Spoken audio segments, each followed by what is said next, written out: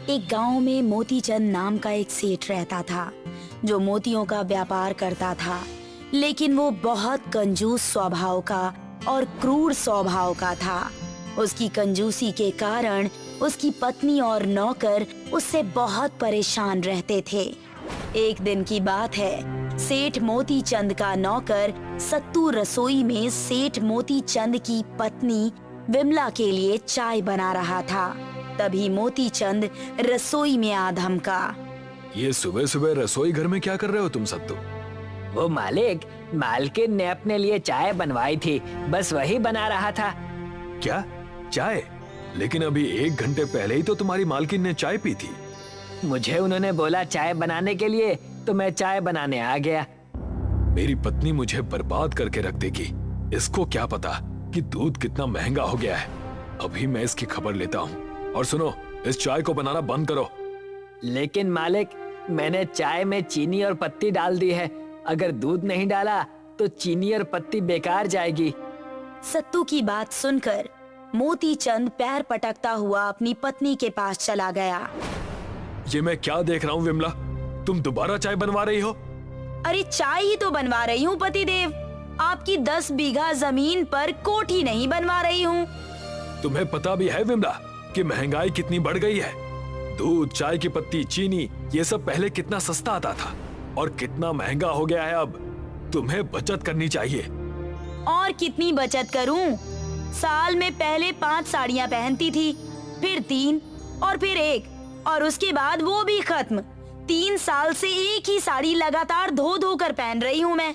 कितनी बार बोला आपको कि मुझे एक नई साड़ी दिलवा दीजिए, लेकिन अब तो चाय पीने को भी दिक्कत होने लगी है। मुझे नई साड़ी क्या खरीद कर दोगे आप? तभी वहाँ पर मोतीचंद का नौकर बिरजू सेठ हीराचंद के साथ वहाँ पर आ गया। सेठ हीराचंद के हाथों में हीरे और मोती से जड़ा हुआ एक कलश था।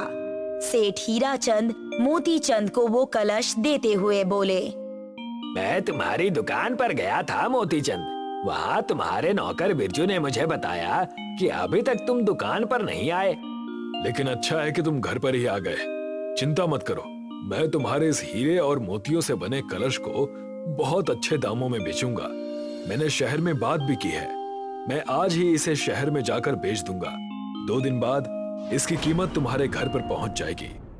सेठ हीराचंद बिरजू के साथ वहाँ से चले गए। मोतीचंद वो कलश सत्तू को पकड़ाते हुए बोला, इस कलश को मेरे कमरे में संभाल कर रख दो। तब तक मैं अपने पड़ोसी और बिजनेस पार्टनर मोहन को बुला कर लाता हूँ। वो भी मेरे साथ शहर चलेगा। सत्तू उस कलश को सेठ मोतीचंद के कमरे की अलमारी में रखाया, मगर वो नहीं जानता था कि उस कमरे में बिरजू पहले से ही छिपा हुआ था।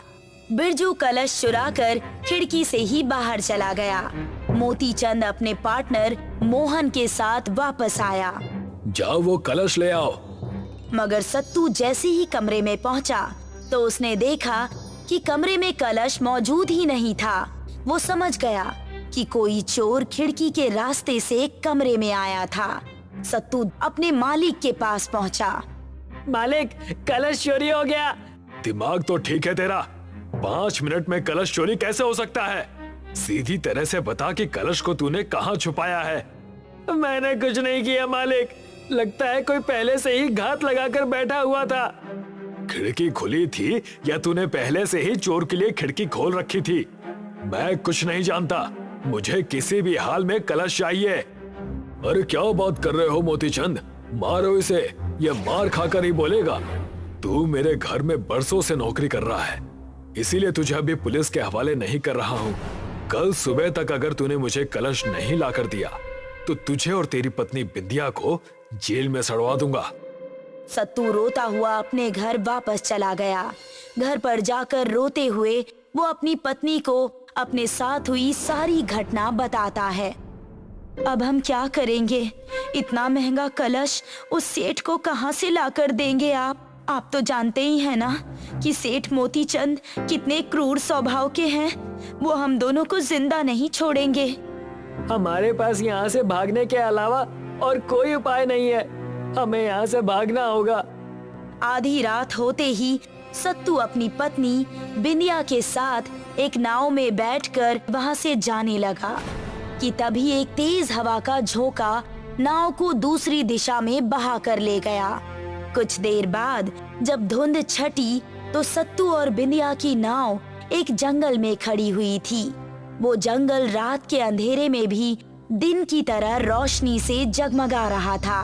सत्तू और बिंदिया नाव से उतरकर उस जंगल को हैरानी से देखने लगे।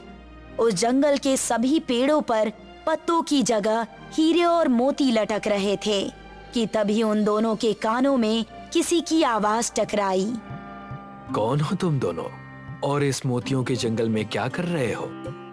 सत्तू और बिंदिया के सामने एक व्यक्ति खड़ा हुआ था जिसके वस्त्र हीरे और मोती से जगमगा रहे थे। ये कौन सी जगह है और तुम कौन हो? ये मोतियों का जंगल है और हम यहाँ के वासी हैं। इस जंगल के बारे में तो पृथ्वीवासी नहीं जानते, लेकिन तुम यहाँ कैसे पहुँच गए? सत्तू ने पूरी घटना उस व्यक्ति को बता दी कि वो कैसे इस जंगल तक पहुँचा। समझ गया, तुम्हें मोतियों के जंगल के राजा ने बुलाया है। सिर्फ उसी के पास ऐसी शक्ति है कि वो किसी भी पृथ्वीवासी को यहाँ बुला सकता है। चलो मेरे साथ। कुछ ही देर में सत्तू और बिंदिया उस जंगल के राजा के सामने खड़े थे। मैं मोतियों का राजा हूँ। जहाँ भी मोती और हीरे होते हैं, मैं उस जगह के बारे में सब जानता हूँ। तुम्हारे साथ बुरा हुआ है सत्तू। दरअसल चोरी तुमने नहीं, बल्कि मोती चंद के नौकर बिरजू ने की है। मुझे पहले से ही उस पर शक था, लेकिन आप इतना सब कुछ कैसे जानते हैं मेरे बारे में?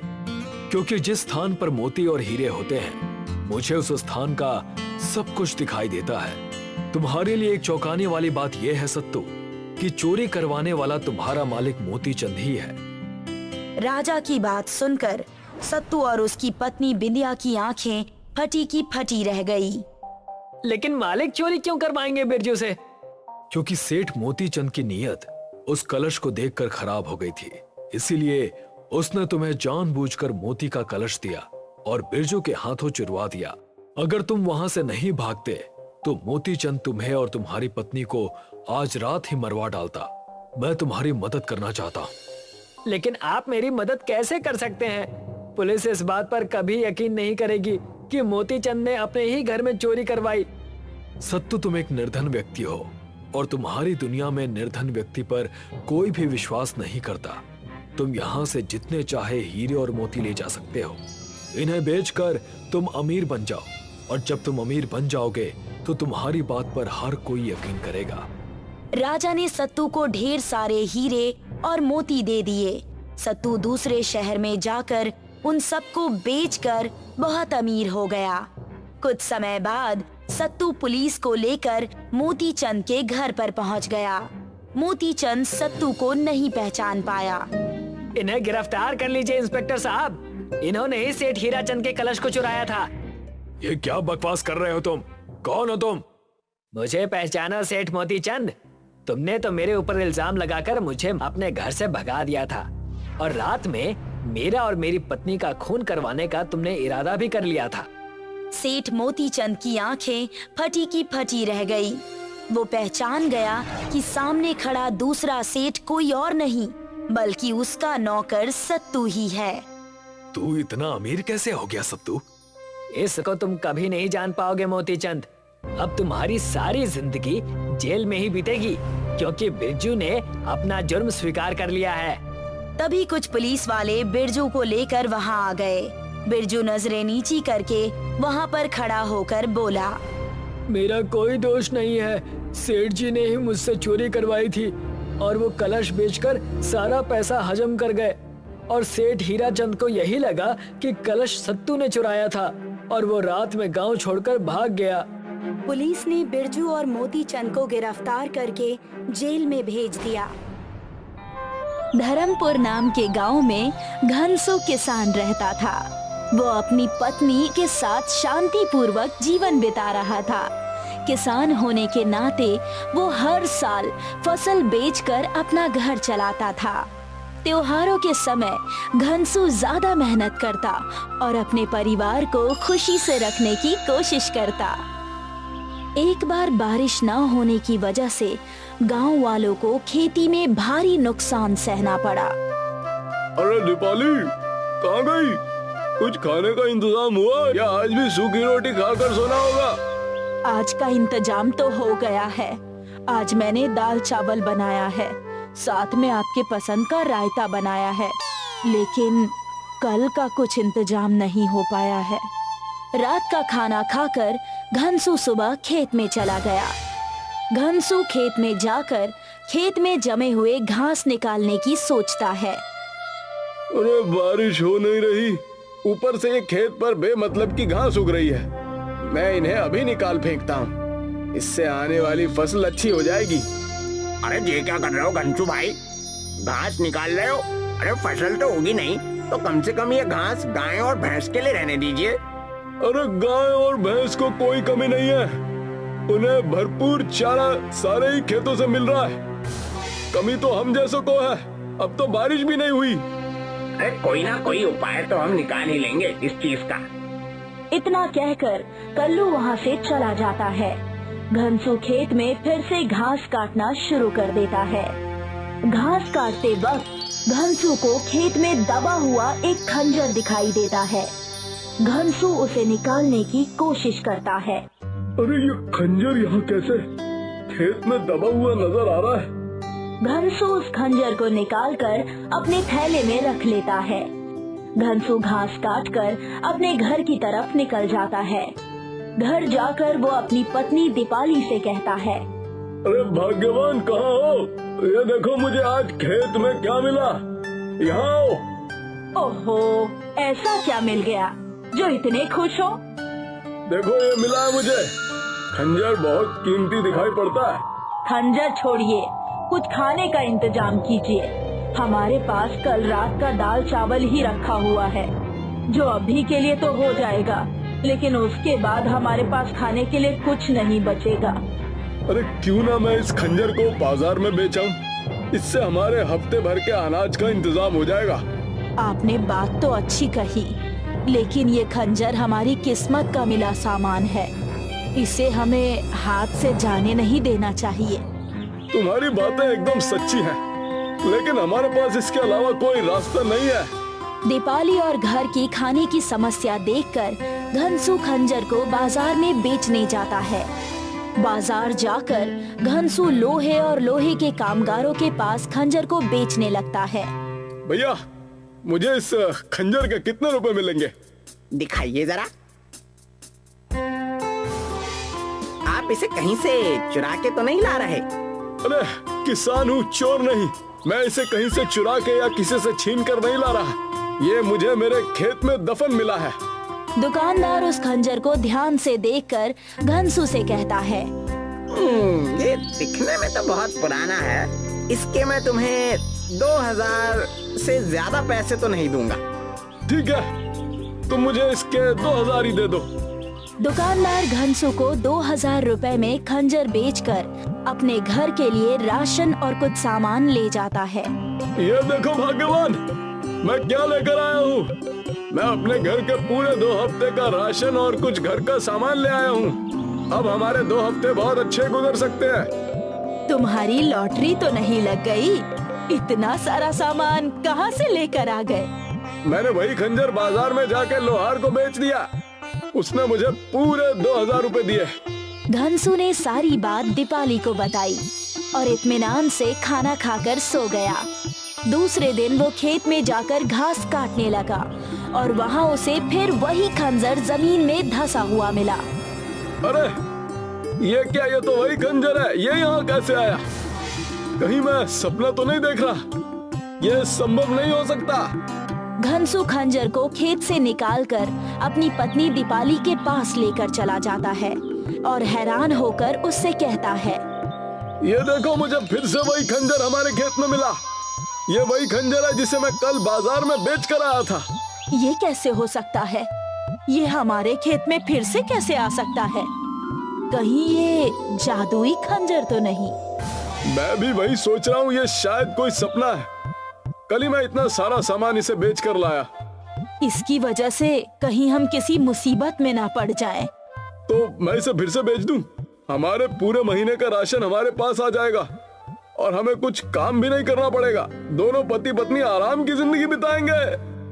नहीं, अब हम इस खंजर को नहीं बेचेंगे। दीपाली की बात मानकर घनसू खंजर को एक बक्से के अंदर छुपाकर रख देता है। देर रात उस बक्से से एक रोशनी आना शुरू हो जाती है। वो रोशनी इतनी तेज होती है कि रात में भी उन्हें दिन जैसा लगता है।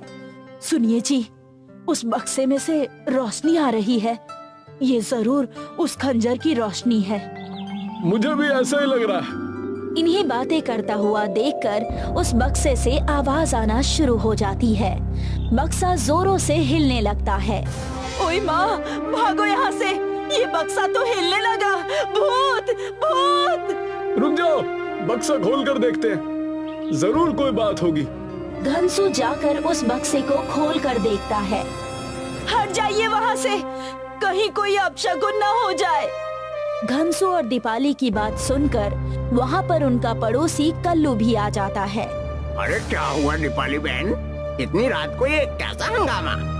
वो देखिए, वहाँ पर हमारे बक्से से रोशनी और कुछ आवाजें आ रही है। इसमें से तो कोई आवाज नहीं आ रही। जरूर आप दोनों को कोई गलतफहमी हुई है, वरना ऐसा कभी हो सकता भला? इतना कहकर कल्लू वहाँ से चला जाता है। उसके जाते ही बक्से से आवाज आती है। मैं वहाँ से कैसे बचकर आया, मैं तुम दोनों को बताता हूँ। दोनों पति पत्नी डर जाते हैं और बक्से से पीछे हट जाते हैं। ठहर जाओ, भागो नहीं, मैं तुम्हें कोई नुकसान नहीं पहुँचाऊंगा। अरे कौन हो तुम और हमसे क्या चाहते हो? मैं कौन हूँ? मैं तुम्हारे खेतों की सदियों से रक्षा कर रहा हूँ, तुम्हारे पुरखों के समय से, और तुम मुझसे पूछ रहे हो कि मैं कौन हूँ? क्या चाहते हो तुम हमसे? क्या चाहता हूँ? तुम दोनों क्या चाहते हो? तुम दोनों ने मुझे उस लोहार के पास बेच दिया। अरे तो हम और क्या करते, हमारे पास और कोई काम था ही नहीं। घनसू और दीपाली इस बात को समझ नहीं पाते कि उनके साथ क्या हो गया। तुम हमसे चाहते क्या हो? यही कि तुम मुझे फिर से अपने खेत की दाईं तरफ गाड़ दो, और कमाल देखो, तुम्हारी तरक्की होगी। इससे तुम्हारे खेत पहले से ज्यादा उपजाऊ और सटीक हो जाएंगे। सुनिए जी, इस जादुई खंजर को वहीं गाड़ दीजिए, इससे हमारे घर की तरक्की हो जाएगी। खंजर की बातें सुनकर घनसू ने उस खंजर को अपने खेत की दाईं तरफ गाड़ दिया। उसके बाद दोनों पति पत्नी की मानो किस्मत ही बदल गई हो। पूरे धर्मपुर गांव में उन दोनों का बोलबाला हो गया। अरे मैंने कभी नहीं सोचा था, मेहनत और सत्य की राह पर चलने से हमारा जीवन बदल जाएगा। दोनों पति पत्नी अपनी आगे की जिंदगी को और अच्छे और शांति पूर्वक जीते हैं।